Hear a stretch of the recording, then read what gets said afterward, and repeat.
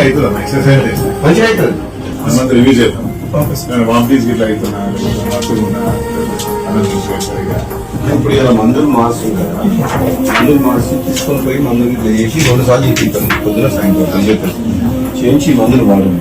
వాళ్ళ అపోలో పోయి తీసుకుపోయి ఎంఆర్ఐ అన్ని డాక్టర్ మంచి డాక్టర్ న్యూరో సర్జన్ చూపించి చేసి కరెక్ట్ మెడికేషన్ వాడుతుందా లేదా ఏం మెడిసిన్ వాడుతుంది చదివిద్దామని చెప్పి ఇక్కడ చూసాం. మొత్తం డీటెయిల్ కానీ కొత్త వ్యక్తులు వచ్చినా లేకపోతే పొద్దున తిన్నాడా లేడా అవి గుర్తుంటలేవు.